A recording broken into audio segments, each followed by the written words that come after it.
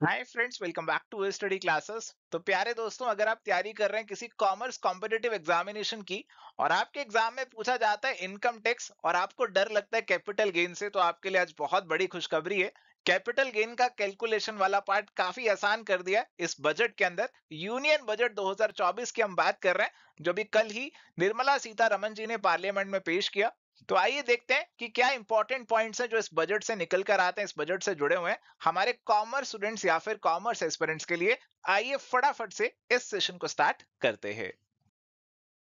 प्यारे दोस्तों, बजट 2024 इसकी अगर हम बात करें तो इसका जो फोकस है वो है जी विकसित भारत के ऊपर। चार मेजर कास्ट पे बोला गया कि फोकस कर रहे हैं। हालांकि कई लोग कह रहे हैं कि फोकस तो कहीं और ही था, बिहार पे फोकस था या कुर्सी बचाने पे फोकस था, ऐसी बातें भी हो रही है। बट जो बजट कह रहे हैं हमें तो वो मालूम होना चाहिए। तो बजट कहते हैं जी चार मेजर कैटेगरीज पे फोकस है। फार्मर पे, गरीब पे, पुअर पे, युवा यानी यूथ पे, महिलाएं यानी कि विमेन पे। और थीम के बारे में बताया गया employment, skilling, MSME, middle class, इन पे फोकस किया है। हालांकि बहुत सारा डिबेट आप कर सकते हैं कि मिडिल क्लास के लिए क्या किया, हमारे लिए क्या किया, वो बहुत सारी डिबेट आप कर सकते हैं। बट हम उस पे नहीं पढ़ने वाले। आप कुछ कहना चाहते हैं तो आप कमेंट सेक्शन में नीचे बता सकते हैं। तो ये जो हमारा बजट है इसमें 9 प्रायोरिटीज की बात कर रखी है। तो ये 9 ब्रॉड एरियाज हैं जिसको लेकर आपको प्रोविजन देखने को मिलता है इस बजट के अंदर। और यहाँ पे हमारे जो थोड़े से कॉमर्स से लिंक्ड है, थोड़े कॉमर्स और मैनेजमेंट से लिंक आप कह सकते हैं, वो आपका एम्प्लॉयमेंट और स्किलिंग वाला पार्ट है जी। मैन्युफैक्चरिंग और सर्विसेज वाला पार्ट है। ये दोनों वाले जो पार्ट है ना, ये मेनली हमारे कॉमर्स से आप लिंक कर सकते हैं। तो इन्हीं दोनों पे थोड़ा सा फोकस हम यहाँ पे रखेंगे। और इसके बाद अब हमारी जो टैक्सेशन से जुड़ी हुई बातें हैं उन पे फटाफट से आ जाएंगे। चलिए, तो प्यारे दोस्तों, अगर बात करें एम्प्लॉयमेंट एंड स्किलिंग की, तो एम्प्लॉयमेंट और स्किलिंग को लेकर यहाँ पे तीन स्कीम्स अनाउंस की गई हैं अंडर एम्प्लॉयमेंट लिंक्ड इंसेंटिव्स। तो एम्प्लॉयमेंट से जुड़े हुए इंसेंटिव यहाँ पे फर्स्ट टाइमर यानी जो पहली बार नौकरी करने वाले हैं, उनको दिया जाएगा। हमारा जो मैन्युफैक्चरिंग सेक्टर है, एम्प्लॉयर है, एम्प्लॉय है, उनको यहाँ पे इंसेंटिव देने की बातें की हैं यहाँ पे इस इंसेंटिव स्कीम के अंडर। इसके अलावा प्यारे दोस्तों, स्किलिंग की बात करें तो स्किल डेवलपमेंट के लिए आईटीआईज और बनाने की बात यहाँ पे करी हुई है। एंड इसके अलावा यहाँ पे टॉप कंपनीज में इंटर्नशिप की बात करिए कि हमारे 1 करोड़ युवा लोगों को, यूथ को, इंडिया की टॉप कंपनीज में हम इंटर्नशिप देंगे अगले 5 सालों में। और यहाँ पे प्राइम मिनिस्टर्स इंटर्नशिप स्कीम, जिसमें मंथली अलाउंस 5,000 रहेगा, ऐसी 12 महीने की स्कीम की भी यहाँ पे बात की है। इसके अलावा मैन्युफैक्चरिंग और सर्विसेज की बात करें तो यहाँ पे बहुत सारे पॉइंट्स तो मैंने इंक्लूड नहीं किए। चार मेजर बातें जो आपके साथ शेयर करने वाली थी। सबसे पहली, एमएसएमईज के लिए क्रेडिट गारंटी स्कीम, कि वो क्रेडिट ले, लोन ले, कोई कोलेटरल देने की जरूरत नहीं है, कोई कुछ गिरवी रखने की जरूरत नहीं है, किसी की गारंटी देने की जरूरत नहीं है, तो वो अपनी लोन की रिक्वायरमेंट पूरी कर सकते हैं। इसके लिए एक स्कीम है जी। इसके अलावा जो एमएसएमईज स्ट्रेस फेस कर रहे हैं उनके लिए भी क्रेडिट सपोर्ट की स्कीम है। एंड मुद्रा लोन्स के बारे में तो आप सभी जानते होंगे। इसके अंदर आपका शिशु, किशोर और तरुण, तीन कैटेगरीज के अंदर लोन दिए जाते हैं। तो तरुण कैटेगरी के अंदर यहाँ पे 10 लाख तक के लोन जो मिलते थे उसे डबल कर दिया, अब उसे 20 लाख कर दिया, ऐसे लोगों के लिए जिन्होंने अपने पिछले लोनों को सक्सेसफुली चुका दिया है। इसके अलावा जी, ई कॉमर्स एक्सपोर्ट हब्स की बात कर रखी है कि आपके ई कॉमर्स एक्सपोर्ट हब बनाए जाएंगे पब्लिक प्राइवेट पार्टनरशिप के अंदर। एमएसएमईज और ट्रेडिशनल आर्टिसंस को टारगेट किया गया है कि ये लोग अपना जो सामान है वो इंटरनेशनल मार्केट्स में बेच सकेंगे इन ई कॉमर्स एक्सपोर्ट हब्स के थ्रू। चलिए, तो प्यारे दोस्तों, फाइनली आ जाते हैं जी टैक्स रिलेटेड प्रपोजल्स की तरफ।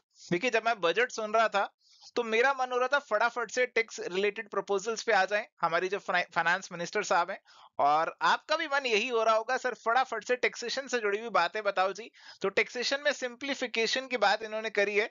इन्होंने कहा है पूरा इनकम टैक्स एक्ट 1961 का रिव्यू करवाएंगे, पूरा का पूरा लॉ बदलवा देंगे, चेंज करवा देंगे, सिंप्लीफाई करवा देंगे। ऐसी बातें बजट से निकल कर आ रही हैं। तो अगर आप प्रिपेयर कर रहे हैं किसी ऐसे एग्जाम के लिए जिसमें इनकम टैक्स एक्ट आपको पढ़ना है, तो फटाफट से उस एग्जाम को क्लियर कर लो, नहीं तो नया एक्ट, नया लॉ आ जाएगा, फिर वो आपको पढ़ना पड़ेगा। इसके अलावा जी, चैरिटीज और टीडीएस से जुड़े हुए प्रोविजंस को सिंप्लीफाई किया, लिटिगेशन और अपील से जुड़े हुए प्रोविजन को सिंप्लीफाई किया, और टैक्स बेस को थोड़ा सा और डीप करने की बातें भी इस बजट के अंदर बोली गई हैं। एंड प्यारे दोस्तों, आगे बढ़ने से पहले आपको बता देते हैं कि एवर स्टडी क्लासेस के जो मल्टीपल कोर्सेज हैं उन पे काफी अच्छे डिस्काउंट ऑफर्स चल रहे हैं। तो अगर आप तैयारी कर रहे हैं यूजीसी नेट कॉमर्स मैनेजमेंट की, तो हमारा जो कोर्स है उसके ऊपर मेगा सेल चल रहा है, जिसमें आपको 6+1 मंथ फ्री मिल जाएगा।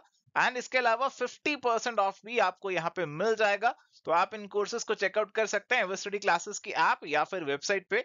इसके अलावा एचपीएससी पीजीटी कॉमर्स की अगर आप तैयारी कर रहे हैं तो उसका कोर्स भी लॉन्च कर दिया, जिसपे अर्ली बर्ड ऑफर आप अवेल कर सकते हैं।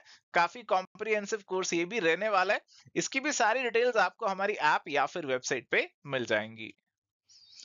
चलिए, तो प्यारे दोस्तों आते हैं simplification of new tax regime के ऊपर। तो आपको मालूम ही होगा कि अब हमारे पास दो टैक्स रिजीम है, एक पुरानी वाली और एक नई वाली।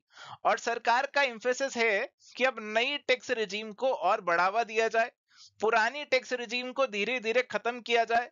क्योंकि पुरानी वाली में बहुत सारी चीजें हैं, बहुत सारे ऐसे प्रोविजंस डाले गए हैं, बेनिफिट्स दिए गए हैं जो थोड़ा सा कॉम्प्लिकेटेड कर देते हैं टैक्सेशन सिस्टम को।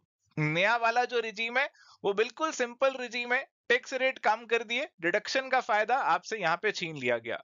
न्यू टैक्स रिजीम को और बढ़ोतरी देने के लिए और ज्यादा आगे बढ़ाने के लिए उसके अंदर फर्दर कंसेशंस दिए गए, उसके टैक्स रेट्स को थोड़ा सा और यहाँ पे रीस्ट्रक्चर किया गया।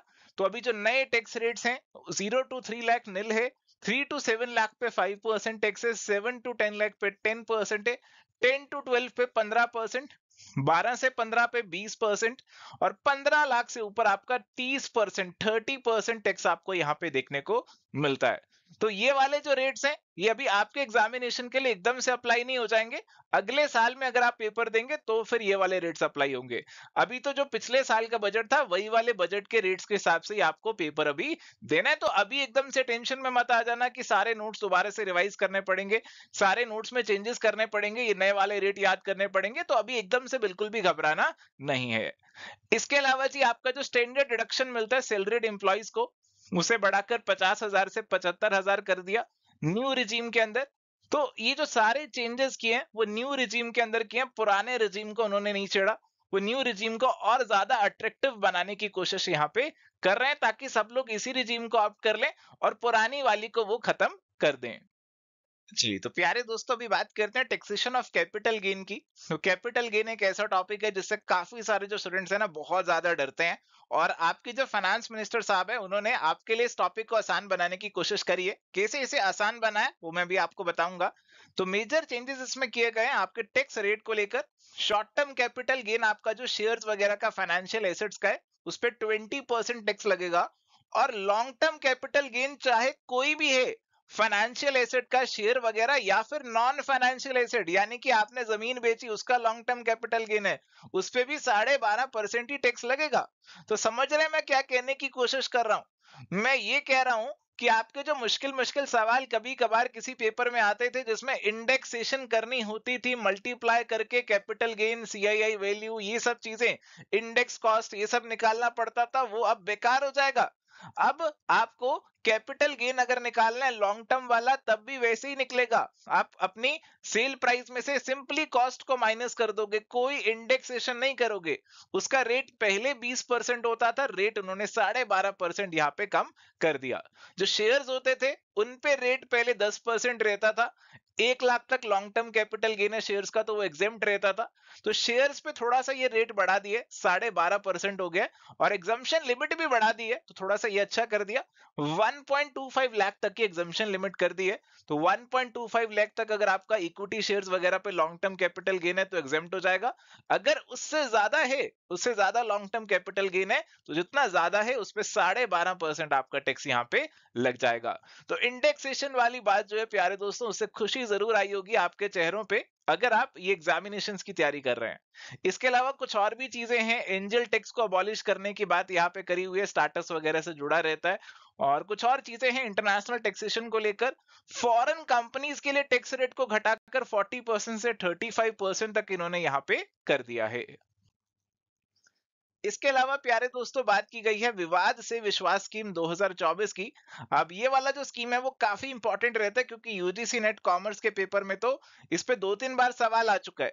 तो अभी स्कीम की पूरी डिटेल्स तो हमारे पास नहीं आई हैं, बट जैसे ही आती हैं वो आपको एक बार देखनी जरूर होंगी। तो बेसिकली क्या होता है कि जो भी सरकार के डिस्प्यूट चल रहे हैं टैक्स पेयर्स के साथ उनको प्यार मोहब्बत से सुलझाने के लिए ये स्कीम लाती है गवर्नमेंट कि जो भी इनकम टैक्स डिस्प्यूट्स अभी अपील में पेंडिंग चल रहे हैं उसको किस तरीके से हम निपटारा कर दें, डिस्पोज ऑफ यहाँ पे कर दें। तो ये कुछ इंपॉर्टेंट बातें थी प्यारे दोस्तों हमारे ये बजट से जुड़ी हुई। चलिए तो प्यारे दोस्तों जाते जाते एक छोटा सा पॉइंट और डिस्कस कर लेते हैं, ये है जी एनपीएस वात्सल्य। तो एनपीएस के बारे में आपने जरूर सुना होगा, नेशनल पेंशन स्कीम है कि आप अपनी पेंशन के लिए कंट्रीब्यूट कर सकते हैं। इनकम टैक्स में ओल्ड रिजीम में इस पे बेनिफिट्स वगैरह भी मिलते हैं, एम्प्लॉयर भी कंट्रीब्यूट कर सकते हैं ताकि बुढ़ापे में आपको ये पेंशन का पैसा यहाँ पे इस्तेमाल में मिल जाए। बजट 2024 बहुत दूरदर्शी सोच रखता है, कहता है कि एक नया प्लान लाएंगे, एनपीएस वात्सल्य। सर इस प्लान में क्या होगा? ये प्लान होगा बच्चों के लिए, छोटे बच्चों के लिए। छोटे बच्चे सर इसमें पैसा डालेंगे नहीं, छोटे बच्चों के माँ बाप इसमें पैसा डालेंगे। छोटा बच्चा पैसा नहीं डालेगा, इसके बड़े माँ बाप इसमें पैसा डालेंगे। सर क्यों डालेंगे इसमें पैसा? ताकि जब बच्चा बूढ़ा हो, रिटायर हो, तो उसके लिए एनपीएस अकाउंट अवेलेबल हो। अब ये काफी ज्यादा दूरदर्शी सोच है कि जो पेरेंट्स हैं अपने बच्चे की पढ़ाई को भूल के अपने बच्चे की रिटायरमेंट की प्लानिंग करें। तो काफी दूरदर्शी सोच बजट में रखी हुई है। बट हाँ, एक ऐसा प्रोविजन है जिसके बारे में आपको पता होना चाहिए कि ऐसा एक एनपीएस वात्सल्य करके नया प्लान लेकर आए जिसमें पेरेंट्स और गार्डियंस हैं वो कंट्रीब्यूट कर सकते हैं माइनर्स के बिहाफ पे। और जब आपका माइनर मेजर हो जाएगा तो ये एनपीएस वात्सल्य अकाउंट एक नॉर्मल एनपीएस अकाउंट जो रहता है, रेगुलर एनपीएस अकाउंट जो रहता है, उसमें ये कन्वर्ट हो जाएगा। तो इसके बारे में भी आपको एक बेसिक आइडिया होना चाहिए। सो थैंक यू प्यारे दोस्तों, ये था जी आज का हमारा डिस्कशन यूनियन बजट 2024 के ऊपर। ये बजट सुनकर आपको कैसा लगा वो हमें जरूर बताइए। आपका क्या ओपिनियन है बजट के प्रोविजंस को लेकर? टैक्सेशन में जो कुछ चेंजेस किए हुए हैं उनको लेकर आपको क्या लगता है? अपना ओपिनियन आप जरूर शेयर कीजिए, कमेंट करके हमें बताइए। आज के लिए सेशन में इतना ही, मिलेंगे नेक्स्ट सेशन में। Till then goodbye, take care, all the best.